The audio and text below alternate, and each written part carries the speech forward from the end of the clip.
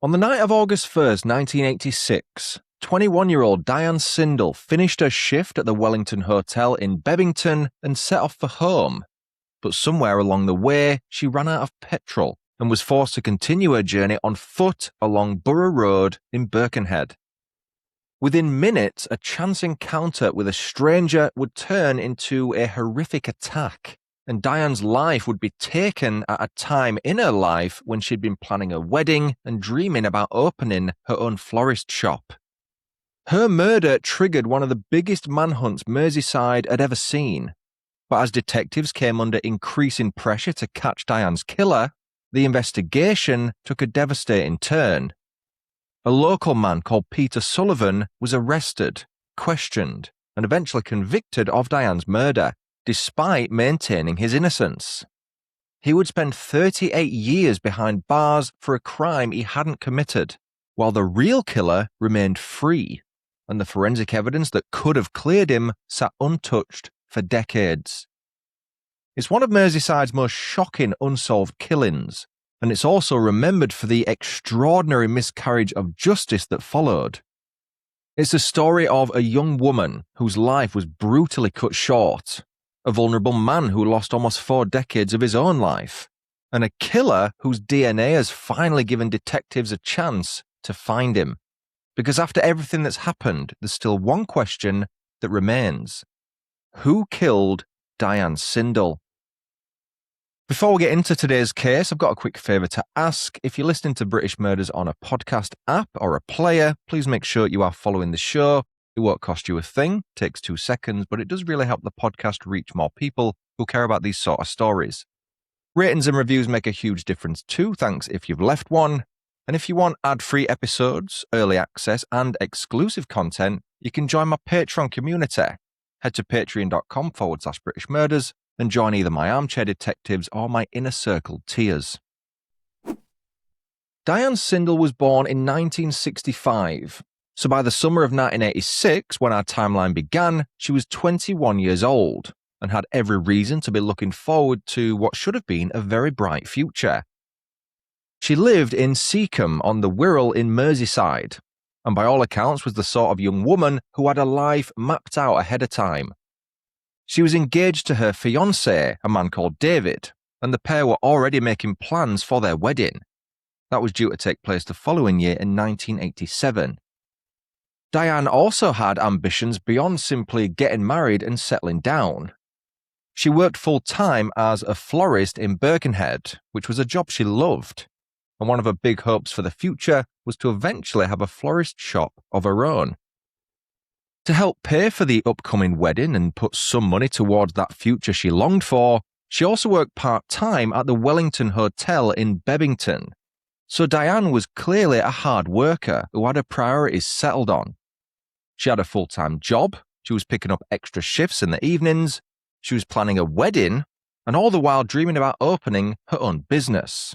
All at the age of just 21 years old. Talk about ambitious. Sadly, she had absolutely no idea that she wouldn't live to see any of it. On Friday, August 1st, 1986, Diane finished her shift at the Wellington Hotel and set off for home in the blue Fiat van she regularly used to get around while conducting her floristry work. Her home in Seacombe was roughly 5 miles away, call it 10 minutes by car or van in Diane's case. So it should have been a completely normal and brief trip. After all, she had made similar ones umpteen times previously. But somewhere along the way, the van frustratingly ran out of petrol, and that seemingly insignificant bit of bad luck would go on to change everything. Diane was now stranded, and she had no choice but to continue her journey on foot. With that, she began walking along Borough Road towards Tranmere. Now, when you picture a woman walking alone in the early hours of the morning, you might imagine some dark country lane or an isolated footpath where nobody was around. The sort of ideal location for any would-be predator to commit an unthinkable act. But that wasn't the case here. Borough Road is a busy main road through Birkenhead. It was well lit, and there were plenty of other people around given it was a Friday night. Diane wasn't wandering around in the middle of nowhere. She was simply trying to get home. Although exactly what she intended to do after her van's fuel tank emptied was known only to her. It's possible she might have been trying to find a taxi rank. She might have been looking for a garage that was still open. Or perhaps she attempted to reach a friend's house. Maybe the original theory was correct. She was simply trying to make her way home on foot. What we do know for sure is that several people saw her along Borough Road between around midnight and 12:20 a.m. on what was by then the morning of August 2nd. It was shortly after that when things became much more sinister. One of the most important witnesses was a taxi driver who'd been working that night, and years later he would explain that he'd actually seen Diane near Central Station in Birkenhead. He had just dropped off a passenger and was coming around the roundabout when he noticed her standing there on her own. He said he remembered thinking she was a lovely-looking woman and that he wanted to check whether she was all right. But there was just one problem. You see, back in 1986, licensed taxi drivers weren't allowed to simply stop in the street and pick up someone who'd hailed them down. They needed to be booked in advance. So if they did suddenly pick someone up, such as Diane, in that situation, they risked losing their license. The taxi driver opted to drive past Diane instead of picking her up, but in a moment's notice, he decided to go back around the roundabout to see if she was still there. By the time he came back, though, she'd gone, and he had no way of knowing that that brief encounter would stay with him for the rest of his life. He would eventually learn what had happened to Diane. Detectives told him she had walked up towards Borough Road and her body had been found near a bush. "I regret not being able to pick her up that day," the taxi driver later said. "Diane's murder has haunted me all these years." And we have jumped ahead a little bit in the timeline there, so let's wind it back just a touch. As Diane continued along Borough Road, at some point she encountered a man. It would later be revealed on BBC's Crime Watch, which aired Diane's case in its September 1986 episode, that a taxi driver, possibly the same one we've already been discussing, reported having seen a man and a woman arguing in the street at around 12:10 a.m. It may well have been a different taxi driver. Other witnesses also reported hearing screaming or seeing and hearing a couple arguing at various points between midnight and around 2 a.m. Then there was another sighting which would become particularly important. Diane was seen walking along the Borough Road near the Mersey Tunnel by some passing motorists. But she wasn't alone. She was with a man who was believed to be around the same age as her, so in his early 20s, and he was reportedly walking backwards as he talked to Diane while she walked forwards. From the way Diane appeared to be behaving in his presence, she seemed uncomfortable around him. The man was described as wearing a leather jacket and jeans, and he had a crew cut. At the time, nobody could have known how important that description would eventually become, because investigators came to believe that this might have been the last known sighting of Diane alive. More importantly, it might have been the only known sighting of the man who killed her. It was several hours later when her body was discovered by a member of the public in an alleyway just off Borough Road, close to Fernley Road in Birkenhead. She had been sexually assaulted and suffered a level of physical violence that shocked even experienced investigators. Diane's body had been left half naked. Her head and face had been repeatedly struck with a blunt object, causing a fractured skull and extensive injuries to her face. Investigators believe the weapon may have been something like a crowbar or a car jack. She'd also been stabbed repeatedly in both the chest and genital area. Shockingly, the attack had gone even beyond that. Her body had suffered further mutilation, including extensive bite injuries, while she also suffered injuries to her breasts. To call it an extremely violent attack would still be an understatement. In fact, the pathologist who conducted Diane's post-mortem later described her injuries in court as being the worst he'd ever seen on a body outside of a road traffic accident. Police established that Diane had died from a cerebral hemorrhage caused by multiple blows to her head, and investigators believed she may have remained alive for some time after the attack, as opposed to succumbing to her injuries immediately. It's so difficult to put yourself in the position of not only Diane, but also the people who first arrived at the scene. It wasn't just the brutality of the attack that frightened people. It was how ordinary the circumstances had been. This was something that could have happened to anybody, and women who had previously felt comfortable walking home from work or travelling alone suddenly became frightened about being out on the streets. Local journalist John Thompson, who covered the murder for the Liverpool Echo newspaper, later described the atmosphere to the BBC. He remembered fathers, boyfriends, brothers and husbands changing their routines, going to pick up women from work when they perhaps normally wouldn't, and making sure they weren't walking home alone. He described the atmosphere as one of real terror. As for Diane's murder, he said the reaction wasn't limited to just fear. There was a whole heap of anger, because it came at a time when women across the UK were already protesting against the way society responded to violence against them. The Reclaim the Night movement had emerged in the late 1970s in Leeds, partly in response to the murders committed by Peter Sutcliffe, and demanded that women be able to walk safely at night out in public. Why should women have to change their lives because men were attacking them? That was the overarching message.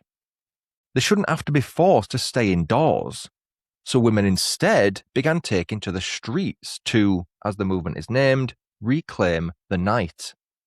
And there was another lasting consequence of Diane's murder, which I think is really important to mention.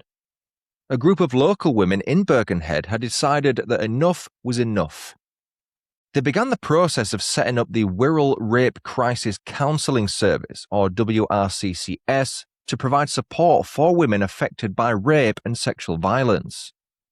The organisation was formally registered as a charity in September of 1987 and eventually became what is now known as RASA Merseyside. So something positive did eventually stem out of what was an absolutely horrific incident, because Diane's murder had helped expose how little support was available to survivors of sexual violence at the time. But while people were taking to the streets and trying to make sense of what had happened, Merseyside police were beginning one of the biggest investigations in the force's history, the scale of which was enormous. Around 3,000 people were spoken to. Hundreds of potential suspects were investigated. And at one point, the police reportedly considered whether they should attempt to interview every man in Birkenhead. Such was the desperation to find Diane's killer. People were questioned and had samples taken, and one of them was the very taxi driver who had seen Diane on the night she was killed. Much later, he said he was among more than 500 people who'd been questioned and DNA tested during the investigation. The problem, though, was that forensic science in 1986 simply wasn't anywhere close to where it is today. Investigators had recovered semen from Diane's body, but the technology available at the time wasn't capable of producing the sort of DNA profile that modern forensic testing could eventually extract. That meant the most important piece of evidence was effectively just sitting there, waiting for the science to catch up. And there was another troubling aspect to the investigation. Police had reportedly been warned before Diane's murder about a man targeting lone women around that same area. Those concerns were not acted upon as proficiently as they maybe should have been.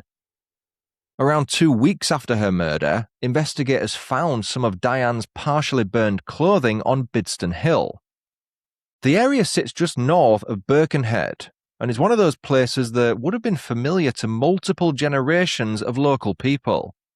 It's an open stretch of woodland, paths and high ground, and from parts of the hill you can get views across the entire surrounding area. For investigators in 1986, finding Diane's clothing there was another confusing piece of this puzzle, because it felt like a significant lead, but it still didn't tell them who'd killed her. So, the investigation continued, until finally, just over 7 weeks after Diane was murdered, police arrested a man they believed was responsible. His name was Peter Sullivan. Peter was a 29-year-old labourer who was at the time out of work, A Birkenhead native, he wasn't exactly a complete stranger to the local police. He had a minor history of petty crime, the sort of low-level offending that had brought him to the attention of officers in the past. But there was nothing in his background that suggested he was a violent sexual offender. There was no history of attacks on women, and there was certainly nothing that immediately marked him out as the sort of man capable of the awful attack Diane had suffered. Still, police believed they were starting to build a case against him, and part of that was due to Peter's familiarity with the area. He knew Birkenhead well and regularly walked around places including Bidston Hill, where Diane's clothing was recovered. There was also a sighting from a passing couple who told police they'd seen a man in the general area around the time of the murder who they believed matched Peter's description. That identification was wrong, but at the time, the police didn't know that. Then there was something else that would become absolutely central to what happened next. Peter was described as being intellectually vulnerable. He had a limited capacity, was considered highly suggestible, and he was vulnerable to pressure. In other words, Peter wasn't necessarily somebody who was going to cope particularly well with an intense police interrogation. And that mattered, because before long, detectives were going to get exactly what they were looking for: a confession. Peter was arrested on suspicion of Diane's murder on September 23, 1986, and the very next day, he broke down in tears and confessed to killing her. But the interview in which that alleged confession was obtained wasn't recorded. Other interviews with Peter had been recorded, but this particular one hadn't. How convenient. Peter would later give a very different account of what had happened inside that police station.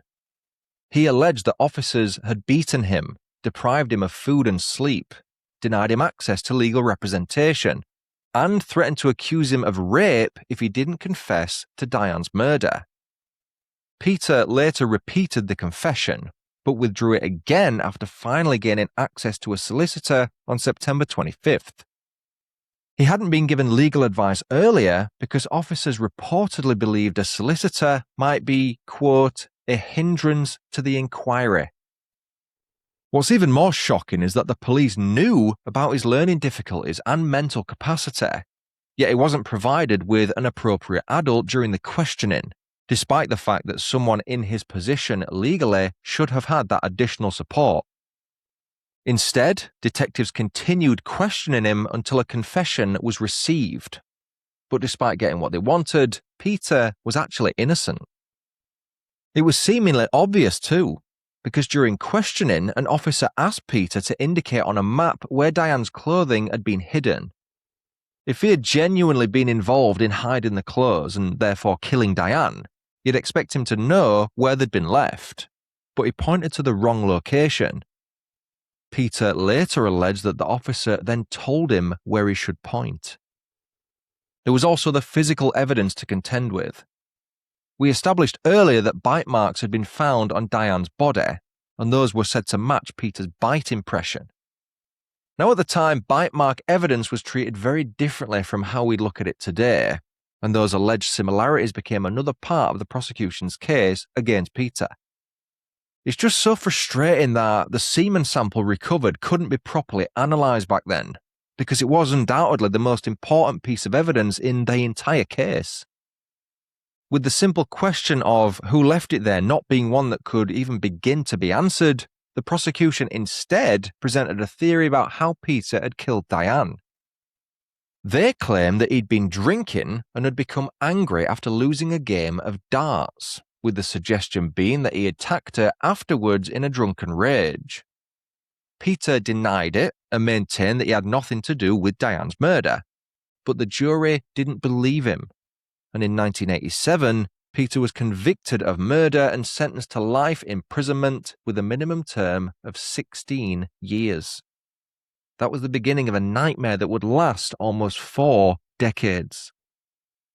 Peter never stopped saying he was innocent throughout his time spent behind bars. Even when maintaining his innocence made his chances of parole more difficult, he refused to admit responsibility for Diane's murder. His solicitor said Peter had never lost hope that he would eventually be acquitted, but that came at a huge cost. Peter could potentially have strengthened his case for release on licence if he'd gone before the parole board and said that he accepted responsibility for the murder. But how could he admit responsibility for a crime he was innocent of? Peter himself put it very simply: I cannot admit to something I haven't done. So, he stayed in prison. Year after year, while the world outside changed around him, Peter remained locked up for Diane's murder, all the while continuing to say he hadn't killed her. In 2008, after more than 2 decades in prison, Peter applied to the Criminal Cases Review Commission, or CCRC, asking for his conviction to be reviewed, but his application was rejected. The reason was that the forensic material from the 1980s was still available, but investigators didn't believe there was much prospect of recovering a DNA profile from it.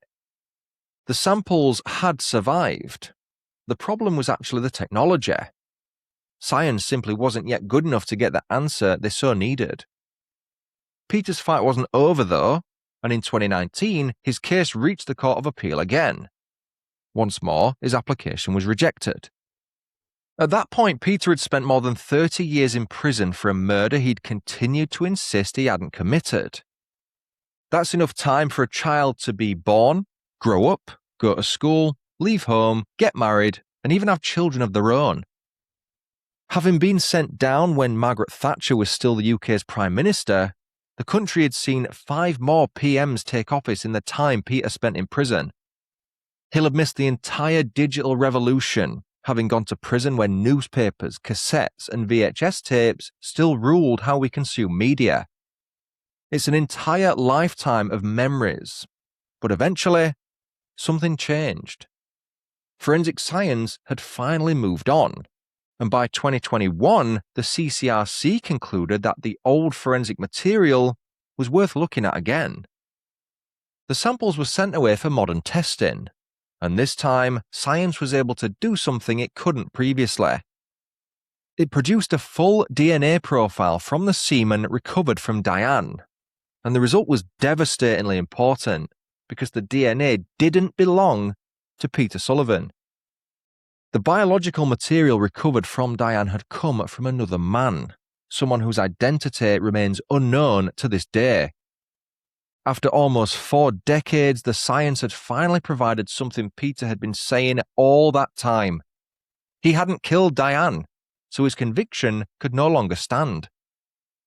That discovery eventually brought his case back before the Court of Appeal, and on May 13, 2025, 3 judges, Lord Justice Holroyd, Mr. Justice Goss, and Mr. Justice Bryan, handed down their judgment.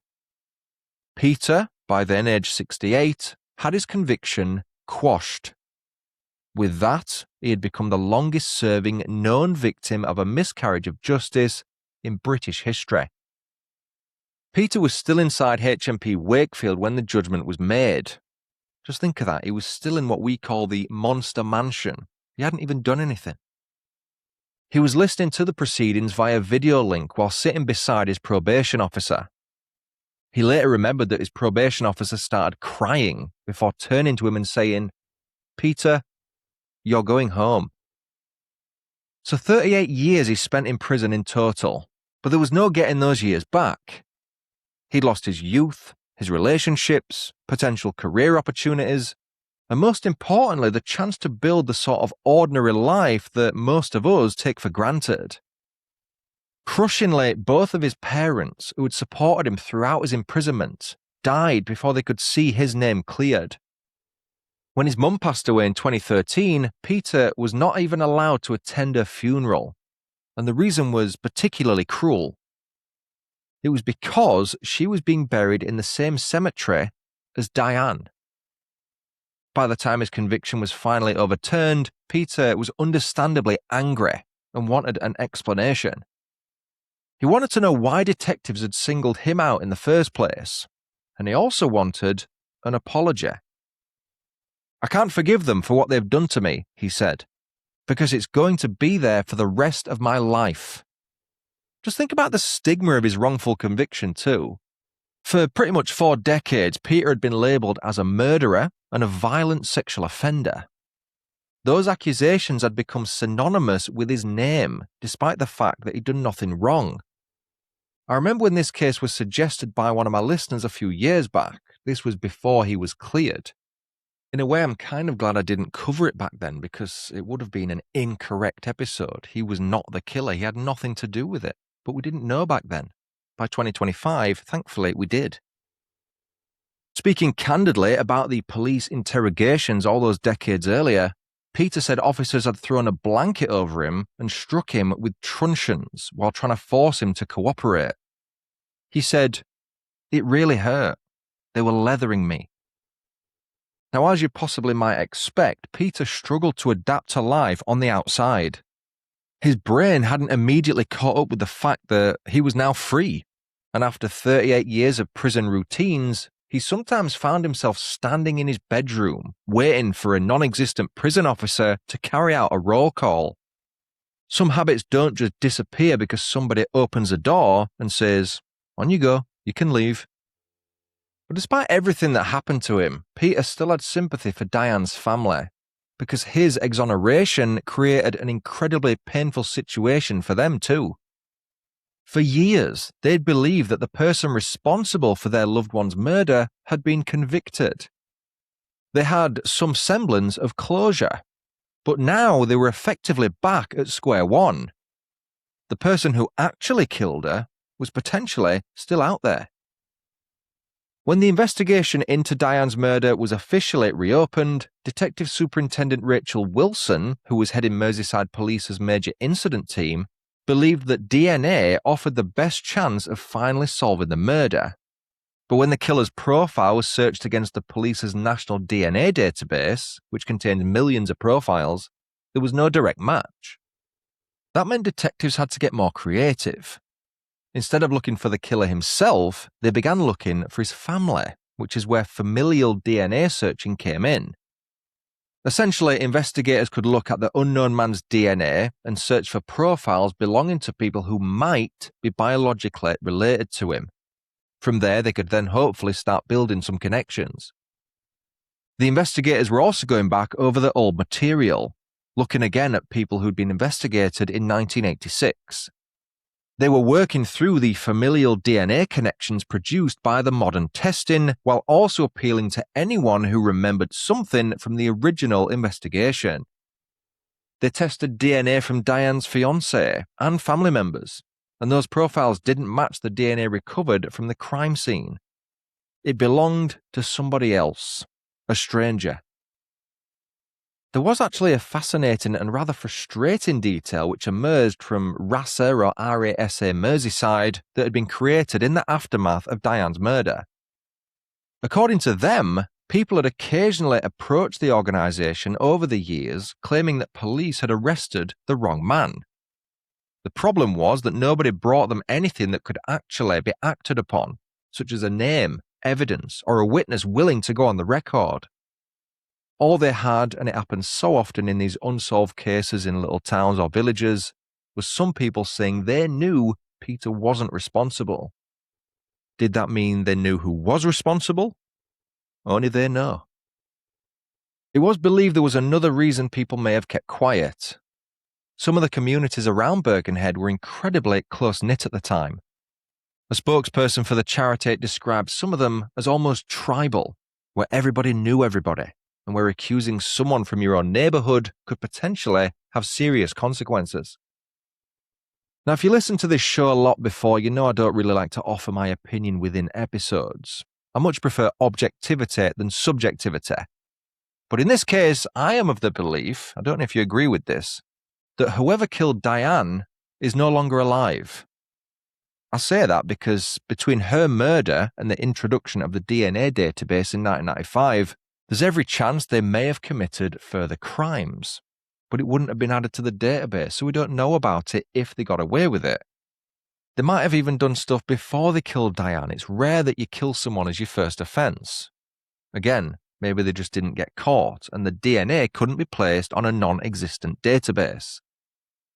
The odds of them still being alive after the introduction of the database in 95 and not committing any further crimes in the next few decades seems so unlikely to me that the only logical conclusion is that they've since passed away. I would like to know what you think about that theory, dear listener, and please let me know what you think. But regardless of what you or I think, we must end this episode by bringing it back to Diane. It's so easy for a case like this to become all about the miscarriage of justice, which itself was horrendous and rightly deserves to be told. But Diane was the reason any of this happened in the first place. She was just 21 years old, had a family and fiancé who loved her. She had friends, plans for the future, and was simply killed because she was a woman on her own whose van had run out of petrol.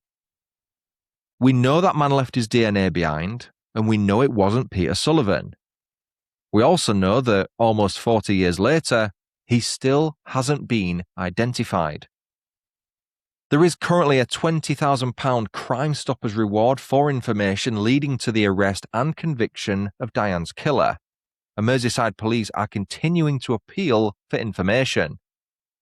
Now, DS Wilson has said that the investigation team would love to finally get justice for Diane and her family, so if you can help, please do. Because if you're listening to this and you somehow know something that could lead to the arrest of Diane's killer, please reach out. You can contact Merseyside Police by calling 101 or pass information on anonymously through Crime Stoppers on 0800 555 111. Thanks so much for listening to British Murders with Stuart Blues.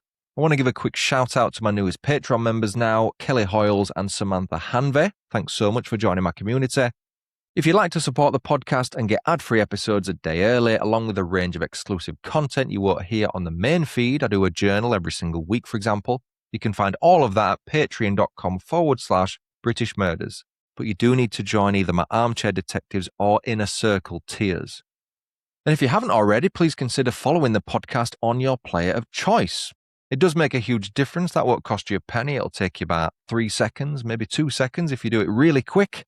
And ratings and reviews, they help enormously as well. So thanks if you've already left one or if you plan on doing.